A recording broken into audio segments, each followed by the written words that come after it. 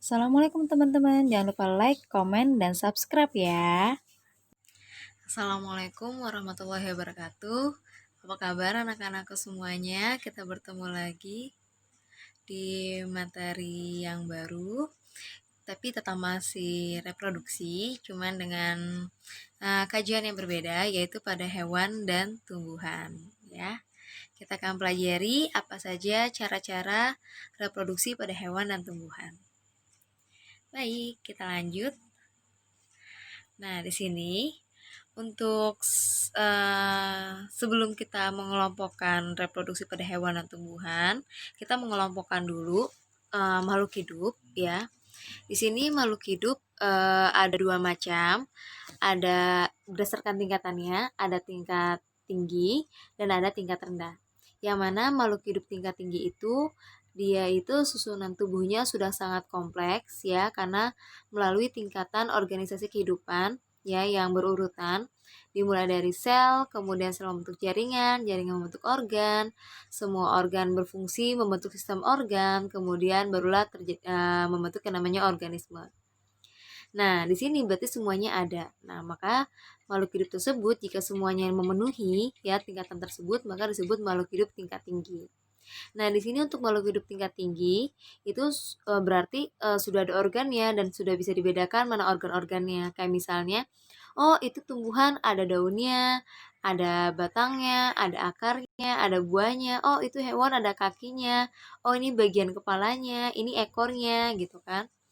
Nah, maka tumbuhan atau hewan tersebut itu sudah dinyatakan makhluk hidup tingkat tinggi karena sudah bisa dibedakan mana organ-organnya. Nah, contohnya tadi ada manusia, ada hewan, dan ada tumbuhan. Nah, sedangkan untuk makhluk hidup yang tingkat rendah, nah itu umumnya dia hanya tersusun dari satu sel saja atau ada juga yang membentuk jaringan. Kalau misal, jadi nggak sampai ke membentuk organ. Ya, jadi udah langsung sel langsung ke sistem. Kemudian sel jaringan langsung ke sistem. Jadi tanpa memiliki organ yang jelas. Nah, di sini kalau misalnya hanya satu sel saja, itu biasanya kayak misalnya bakteri, virus, amoeba, protista, euglena, dan semacamnya. Sedangkan kalau misalnya yang sampai ke jaringan, itu kayak misalnya tumbuhan lumut atau tumbuhan aku. Nah, yang paling gampang kamu amatin misalnya tumbuhan lumut deh. Nah, tumbuhan lumut itu disebut juga tumbuhan bertalus, ya, karena dia tidak bisa dibedakan organ-organnya. Coba kalau kamu lihat lumut, kemudian kamu kumpulkan, kamu bedakan, kamu kumpulkan mana yang daunnya lumut, mana yang batangnya lumut, mana yang akar lumut, bisa? Susah kan? Nah, karena memang tumbuhan lumut ini merupakan tumbuhan bertalus ya, yang mana susah dibedakan bagian-bagian organnya gitu. Makanya lumut itu termasuk tumbuhan tingkat rendah. Oke, swipe up kalau sudah paham. Baik. Bagi yang mau ada pertanyaan, jangan lupa ya beri komentar di bawah ini dengan kata-kata yang baik dan benar. Oke, selanjutnya baru kita ke reproduksi. Kalau kemarin kita belajar pada manusia, reproduksi itu menggunakan sel kelamin, ya kan? Nah, ternyata reproduksi pada makhluk hidup secara global itu ada dua macam. Ada secara generatif dan secara vegetatif. Kita bahas satu-satu ya. Untuk yang generatif. Nah, kalau yang generatif ini yang sama kayak manusia kemarin, dia itu secara seksual atau menggunakan sel kelamin. Jadi ada sel kelaminnya, ada sel ovum dan ada sel spermanya, ya. Jadi reproduksi secara generatif disebut juga reproduksi secara menggunakan sel kelamin atau secara seksual, ya. Itu contohnya kemarin pada manusia. Nah, kalau misalnya reproduksi secara vegetatif, itu dia tidak menggunakan sel kelamin, ya. Nah, jadi dia menggunakan fungsi tubuhnya untuk bereproduksi, untuk untuk menambah jumlah keturunannya gitu. Nah, makanya untuk reproduksi vegetatif yang tanpa menggunakan sel kelamin ini disebut juga sebagai reproduksi aseksual. Nah, perbedaannya bisa jelas dilihat. Kalau misalnya reproduksi generatif itu kan dia menggunakan sel kelamin. Harus ada sel sperma dari yang jantan, ada sel ovum dari yang betina. Artinya akan ada ikut campur tangan dari makhluk hidup lain. Dia nggak bisa bereproduksi sendiri, dia membutuhkan makhluk hidup lain untuk bereproduksi.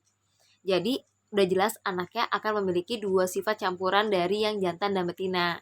Seperti itu. Sedangkan kalau vegetatif, dia tidak membutuhkan makhluk hidup lain untuk berkembang biak. Dia bisa memperbanyak jenisnya melalui diri sendiri tanpa menggunakan atau bantuan dari makhluk hidup lain gitu. Dan jelas sifatnya itu sama seperti induknya. Kenapa? Karena tidak ada campur tangan dari makhluk hidup lain. Seperti itu. Jadi sudah jelas ya perbedaan antara yang generatif dan vegetatif. Oke. Oke, baik, selanjutnya kita masuk ke reproduksi generatif pada tumbuhan tingkat tinggi dulu ya. Uh, Kalau misalnya di sini ada kata-kata reproduksi generatif berarti menggunakan sel kelamin, ada sel ovum dan sel sperma. Jadi pada tumbuhan pun juga tetap ada sel ovum dan sel sperma. Cuman bedanya ya, ini bisa dibedakan ya mana organ kelamin, mana sel kelamin ya. Nah, kalau organ kelamin pada manusia kemarin kan kalau pada laki-laki ada penis gitu kan, kalau perempuan ada vagina. Nah, kalau yang pada tumbuhan tingkat tinggi di sini, nah itu dia menggunakan bunga. Ya, jadi kalau ada bunga itu berarti sebagai organ reproduksi pada tumbuhan tingkat tinggi. Makanya dikatakan tumbuh dan berkembang itu berbeda ya. Kalau tumbuh dia tambah tinggi, daunnya tambah banyak gitu kan. Tapi belum tentu yang daunnya lebat sekali dia sudah berkembang. Jadi dinyatakan kalau tumbuhan itu sudah berkembang kalau dia sudah berbunga gitu, karena menandakan dia sudah mampu untuk bereproduksi tumbuhan tersebut. Nah, di sini untuk reproduksi generatif pada tumbuhan tingkat tinggi ini biasanya terjadi pada kelompok Angiospermae atau tumbuhan berbiji tertutup. Ya, karena dia umumnya pasti memiliki bunga. Nah, di sini tadi Ibu udah bilang kalau bunga sebagai organ kelaminnya, ya. Nah, berarti harus ada organ kelamin jantan dan ada organ kelamin betina. Pada bunga yang lengkap itu sudah ada 2 organ kelamin sekaligus, ya. Karena kalau bagian bunga lengkap itu berarti kan atau bunga sempurna dia punya semua bagian kan. Nah, di sini dia organ kelaminnya itu kamu bisa cek pada gambar ya, Ibu perbesar. Nah, di sini dia udah ada tuh. Ada putik ya, ada putik, ada benang sari ya kan, ada mahkota, ada apa namanya? Kelopak bunga, kemudian ada tangkai bunga, ada dasar bunganya. Nah, itu semuanya ini gambar dari bunga lengkap ya, atau bunga sempurna. Disebut juga sebagai bunga banci atau hermaprodit. Kenapa? Kok bunga banci? Karena dalam satu bunga ya, itu ada 2 organ kelamin sekaligus ya. Ada yang putik sebagai organ kelamin betinanya dan ada benang sari sebagai organ kelamin jantannya gitu. Jadi dalam satu bunga langsung ada 2 organ kelamin sekaligus. Makanya disebut juga dengan bunga banci gitu. Tapi ada juga bunga yang misalnya tidak sempurna ya, dia nggak punya putik misalnya. Oh, berarti dia bunganya jantan. Kenapa? Karena dia hanya memiliki benang sari saja. Ada yang punya putik doang gitu kan. Berarti dia disebut bunga betina karena dia hanya memiliki organ kelamin betina saja yaitu putik tadi. Tuh. Kalau memiliki kedua-duanya berarti bunga banci atau hermaprodit, ya. Nah, di sini kalau misalnya ada organ kelamin betinanya yaitu putik, berarti ada sel kelamin betinanya. Sel kelamin betinanya yaitu adalah bakal biji. Jadi bakal biji di sini adalah sebagai sel ovum, ya. Dia sebagai sel kelamin betinanya. Sedangkan pada serbuk sari ya yang ada di benang sari itu, nah serbuk sarinya inilah sebagai sel kelamin jantannya, ya, atau sebagai sel spermanya pada tumbuhan. Oke. Jadi harus bisa membedakan ya mana yang organ, mana yang sel. Jadi Ibu ulang lagi, kalau organ kelamin jantan itu adalah benang sari, organ kelamin betina adalah putik. Kemudian organ kelamin, sel kelamin betina itu adalah bakal biji atau ovari. Sedangkan untuk yang sel kelamin jantannya ya itu adalah serbuk sari. Oke.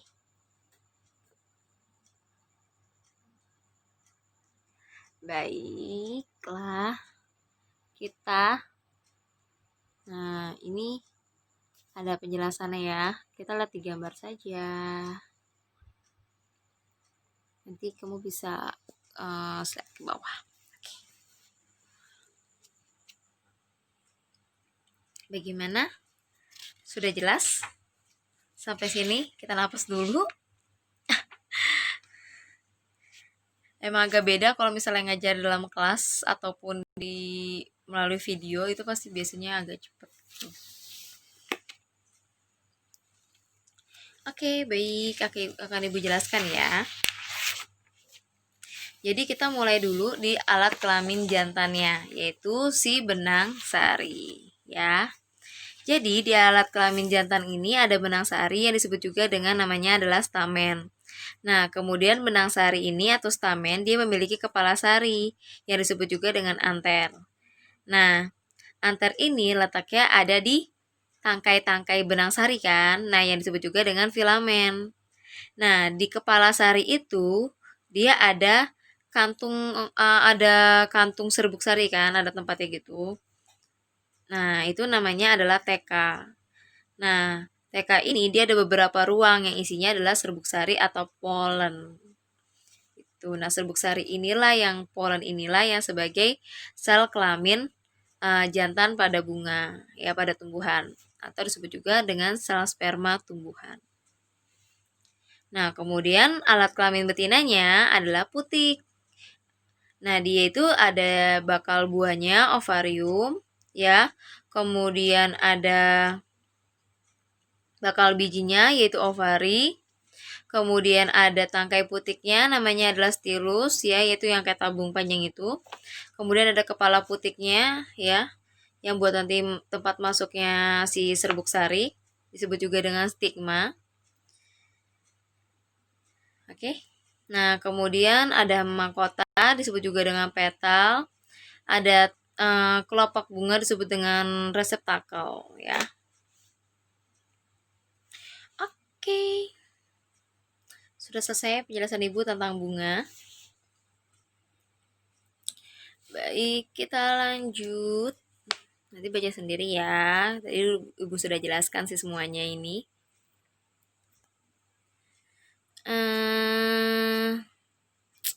Kita lanjut. Jadi intinya biar tumbuhan itu bisa bereproduksi dengan baik, ya serbuk sarinya harus bisa masuk ke dalam putik hingga menembus bakal biji, ya. Kemudian mereka mengalami fertilisasi, ya. Jadi penggabungan antara serbuk sari dengan bakal biji, ya nanti akan menjadi biji beneran. Nah, nanti biji ini akan terbungkus oleh daging buah. Makanya kalau ada bunga itu jangan dipetik ya, jangan diisengin gitu tangannya. Karena nanti bunga inilah yang akan menjadi buah, ya kan kita nikmatin juga. Nah, kemudian nanti dalam buah itu kan ada biji kan. Nah, biji dilempar ke tanah atau ditanam gitu kan. Nah, nanti akan menjadi tumbuhan yang baru gitu. Nah, di sini polinasinya ya atau sistem penyerbukan. Ingat ya, polinasi atau penyerbukan. Nah, penyerbukan ini bagaimana sih caranya serbuk sari ini bisa masuk ke dalam putik? Itu banyak caranya. Ada bantuan dengan antropogami manusia. Biasanya kalau manusia itu karena memang sengaja ya, karena ingin membantu penyerbukan, ingin misalnya membentuk tanaman yang baru gitu, memang sengaja sama manusia umumnya. Kemudian zoodogami dengan bantuan hewan, ada ornitogami dengan bantuan burung. Nah, hidrogami nih dengan bantuan air hujan dan anemogami dengan bantuan angin. Lah, kalau misalnya bantuan angin berarti nanti serbuk sarinya bakalan terbang dong. Bisa aja dia nempel ke bunga-bunga yang lain. Bukan bunga yang jenisnya dia, gimana dong? Nah, ini makanya berdasarkan jatuhnya serbuk sari ke putik itu dibagi menjadi beberapa macam. Ada namanya autogami. Jadi kalau autogami itu serbuk sarinya masuk ke dalam putik itu sendiri. Kan tadi kan satu pohon, satu bunga, ya kan? Ada benang sari sama putik, ya kan? Nah, ini serbuk sarinya ini yang menempel ke putik itu sendiri. Jadi masih satu satu bunga gitu. Itu namanya autogami. Nah, kalau misalnya getonogami, nah ini kan serbuk sari jatuh ke putik bunga lain namun masih satu pohon. Jadi kan kalau misalnya pohon dia berbunga biasanya bunganya banyak kan. Nah, itu nggak selalu. Jadi serbuk sari itu nggak selalu jatuh ke bunga itu sendiri. Gitu. Kadang dia ke bunga lain gitu, tapi masih satu pohon, berarti masih satu jenis ya. Itu getonogami. Kalau alogami, dia itu serbuk sarinya jatuh ke putik bunga lain yang bunganya itu ada di pohon yang berbeda. Nah, tapi masih satu jenis gitu. Misalnya serbuk sarinya bunga mawar di pot A, nah itu jatuh ke putiknya bunga mawar juga, tapi yang di pot B. Berarti kan beda pohon kan, cuma masih satu jenis sama-sama bunga mawar. Tuh. Nah, kalau misalnya bastar, itu serbuk sarinya jatuh ke bunga yang lain, ke pohon yang berbeda dengan jenis yang berbeda. Misalnya, tadi serbuk sarinya bunga mawar, itu malah jatuhnya ke putik bunga tulip. Gitu. Udah jelas kan? Bunga mawar sama bunga tulip dia udah pohonnya beda, udah pastinya bunganya udah pasti beda, jenisnya udah pasti beda gitu. Itu namanya bastar. Ya, makanya dia akan menghasilkan nanti kalau terjadi fertilisasi antara mawar sama si tulip, nah ini akan menghasilkan varietas yang baru. Makanya kenapa sebenarnya bunga itu banyak sekali macam-macamnya, ya. Oke, next.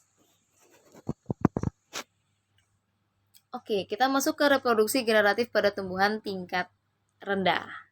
Nah, berarti ini sudah masuk ke tumbuhan tingkat rendah kayak misalnya tadi lumut ya, kemudian paku. Oke, ini tingkat tinggi sudah selesai ya. Sudah paham, gampang sekali karena memang sudah kita belajar juga di struktur tumbuhan waktu di kelas 8. Oke, sekarang kita masuk ke reproduksi generatif pada tumbuhan tingkat rendah. Nah, ini biasanya dia melalui proses yang namanya adalah metagenesis. Jadi metagenesis ini adalah proses pergiliran keturunan. Kalau namanya bergilir berarti ada yang berubah ya. Makanya paku atau lumut ini dia mengalami dua fase pada hidupnya. Ada fase gametofit ya sama sporofit. Nah, itu dia mengalami dua kali. Gitu. Nah, di sini umumnya untuk yang tadi kan metagenesis ada dua fase selama daur hidupnya kan. Ada fase gametofit sama yang sporofit. Nah, untuk yang fase gametofit itu, dia itu tahap untuk menghasilkan gamet atau sel kelamin. Gitu. Nah, nanti dia akan membentuk kalau udah ada sel kelamin berarti kan udah ada yang jantan sama yang betinanya kan. Nah, nanti akan membentuk zigot. Nah, zigotnya akan berkembang menjadi sporofit yang diploid. Nah, nanti abis itu masuk deh ke fase sporofit. Nah, sporofitnya akan masuk ke sporofit yang untuk menghasilkan spora. Nah, sporanya ini akan menghasilkan gametofit yang berikutnya. Jadi balik lagi sudah jadi sporofit, balik lagi ke fase gametofit. Nanti habis gametofit ke sporofit lagi, begitu seterusnya. Nah, di sini tadi Bunda bilang kalau misalnya metagenesis ini dialami oleh lumut dari kelompok Bryophyta dan tumbuhan paku-pakuan dari kelompok Pteridophyta. Untuk yang pada lumut ya, tadi kan lumut ataupun paku mengalami dua fase kan, sama-sama dua fase. Cuman bedanya kalau lumut yang gametofit itu lebih dominan dan mudah diamatin. Sedangkan kalau untuk tumbuhan paku yang mudah diamatin dan lebih dominan itu adalah yang fase sporofitnya. Tuh. Oke, siap. Ini untuk materi terakhir pertemuan yang sekarang. Kita ke tumbuhan lumut dulu ya, nanti baru tumbuhan paku. Penjelasannya ada di bawah ya. Ini sengaja ibu besarin doang yang gametofit ya. Berarti ini gametofit yang lebih dominan pada tumbuhan lumut gitu ya. Nah, kita lihat gambar saja dulu. Oke.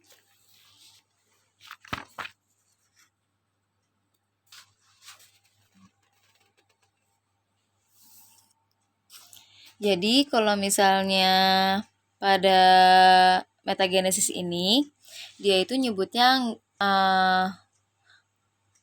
organ kelamin jantannya adalah antheridium. Kalau yang organ kelamin betinanya namanya adalah archegonium. Ya. Nah, di sini pada awalnya adalah di antheridium dan archegonium ya. Jadi tumbuhan lumut tumbuhan lumut yang sudah dewasa. Nah, dia akan membentuk gametofit. Ini ya, kita mulai dari sini nih.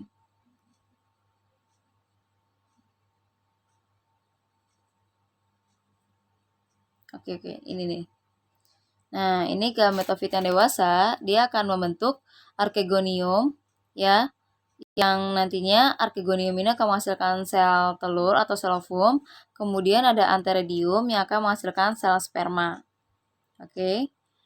Nah, kemudian dari masing-masing si sel sperma tersebut akan dia berenang menuju si sel ovum, sehingga terbentuklah zigot. Nah, nanti kalau misalnya zigotnya sudah terbentuk, ya, nah zigot itu akan tumbuh dan berkembang menjadi sporofit, gitu. Nah, nanti sporofitnya di sini, ya, nah ini bisa kalian lihat. Jadi dari sini sih sebenarnya nih. Jadi penjelasannya ini gambarnya emang seperti ini. Kan ini daur hidupnya ya, ada 2 fase. Sebentar biar enak lihat gambarnya. Jadi dari sporofit, nah nanti dari protonema sebenarnya nanti dia akan menjadi tumbuhan lumut. Nah, kemudian tumbuhan lumut ini kan masih muda kan, dia berkembang menjadi tumbuhan lumut yang dewasa. Nah, tumbuhan lumut yang dewasa ini dia akan membentuk archegonium dan antheridium. Nah, archegonium ini sebagai si organ kelamin betinanya yang akan menghasilkan sel ovum. Sedangkan antheridium ini akan sebagai organ kelamin jantan yang akan menghasilkan sel sperma. Nah, kemudian sel spermanya ini dia akan berenang ke sel ovum. Kemudian hingga terbentuk zigot, ya zigot yang haploid. Nah, kemudian membentuk zigot yang diploid, kemudian zigotnya ini akan membentuk tumbuhan lumut, membentuk sporofit ya, gametofit dewasa dia akan membentukkan sporofit. Nah, nanti dari sporofit ini dia akan tumbuh dan berkembang ya menjadi sporangium. Nah, ini sporofitnya sudah menjadi sporangium. Yang mana sporangium ini dia tempatnya berkembangnya spora-spora yang haploid. Nah, nanti sporanya ini ya ketika sporangium yang ngebuka, maka sporanya kan akan menyebar kan. Nah, nanti sporanya ini akan berkecambah gitu, membentuk yang namanya protonema. Nah, nanti protonema yang haploid ini akan berkembang lagi menjadi tumbuhan lumut yang baru. Tumbuhan lumut yang baru akan menjadi tadi akan terdapat antheridium sama archegonium lagi gitu. Begitu seterusnya. Ya. Ini penjelasannya sama dengan yang ini ya. Tuh. Oke.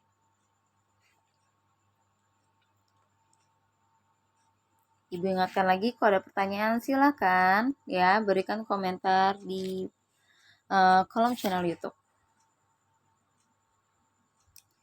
Oke, kita masuk ke metagenesis tumbuhan paku. Ini yang terakhir ya dari kelompok Pteridophyta. Sama seperti tadi. Nah, ini penjelasannya ada di bawah. Sporofit yang lebih dominan yang mudah diamatin ya pada tumbuhan paku. Oke. Nah, itu kamu bisa lihat garisnya kan, berarti yang sporofitnya dia lebih mudah diamatin dibandingkan yang lebih dominan ya fasenya dibandingkan yang gametofitnya.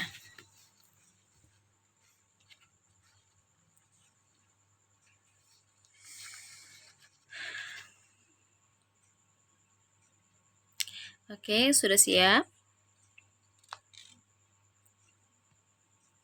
Nah, kita mulai dari sini ya. Jadi di sini ada sporangium tadi sama ya, sporangium itu atau kantong spora dari tumbuhan lumut. Dia terdapat serbuk-serbuk spora yang kemudian serbuk spora ini dia akan berkembang ya menjadi protalium haploid. Protalium itu berarti gametofit yang masih muda ya.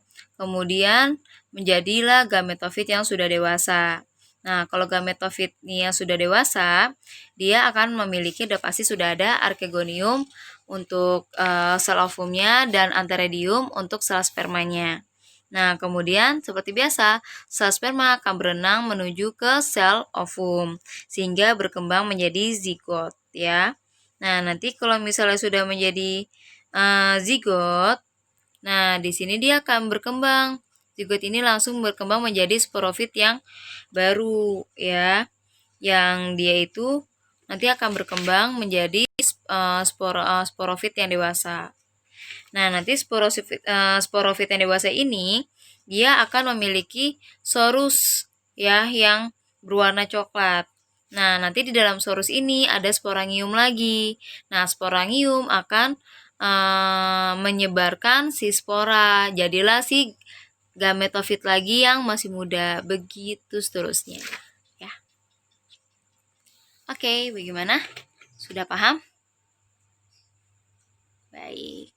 Kalau misalnya ada pertanyaan, silakan tanya di kolom komentar. Nanti akan Ibu jelaskan di WA group ya. Atau kalau misalnya tidak terlalu panjang, akan Ibu jelaskan di kolom komentar YouTube juga. Oke? Baik, terima kasih. Sampai ketemu di materi selanjutnya, masih materi reproduksi pada tumbuhan ya, karena masih ada yang ini baru generatif selesainya, belum vegetatif ya. Vegetatif nanti ada vegetatif yang alami, ada vegetatif buatan. Jadi masih banyak sekali materi ini. Oke, terima kasih. Wassalamualaikum warahmatullahi wabarakatuh. Alhamdulillah.